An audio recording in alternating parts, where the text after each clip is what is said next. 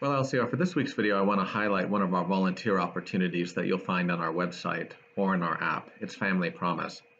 You may remember before the pandemic, we had had a small, strong group of volunteers who had been the people we had relied on to do this program.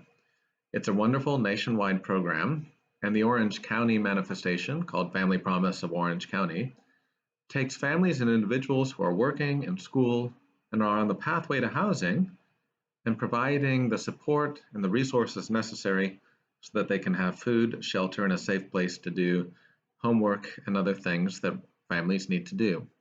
So here are the three opportunities that we have. We do this program in conjunction with King of Glory in Fountain Valley. And so King of Glory does a lot of the heavy lifting, and they ask for our help in three areas. One way that you could help would be being one of our dinner volunteers. This is where you go up the street. It's right off Brookhurst and Slater, and you would be serving dinner to the families who are there for the week at King of Glory. It's around from 5:30 till a little bit after 7 p.m. when everyone's had their dinner. The second thing you could do is be one of the fellowship or homework volunteers. These are folks who show up around 6:30, and then at 7 after dinner, they work with the kids who are in the program doing homework, or they visit with some of the folks who are part of the program and who have been at work in a time of conversation and kind of that dignified community. And then finally, we need an overnight volunteer, someone who goes there and spends the night just to make sure that everything is taken care of and wakes up early in the morning to provide coffee and get everything ready when the Family Promise van comes and takes folks away at 6:30.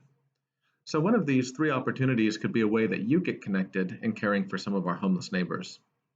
We know from some of the programming we did during the pandemic that many of the people who are homeless are not the people we expect. In this case, families, also older people, senior citizens, people who aren't on drugs, people who aren't suffering with overt mental illness, and people who need our connection and the resiliency of our community to help find their way to permanent supportive housing. So I wanted to share this with you because we're now gauging interest to continue doing this program, which I hope we can do as we look into the fall.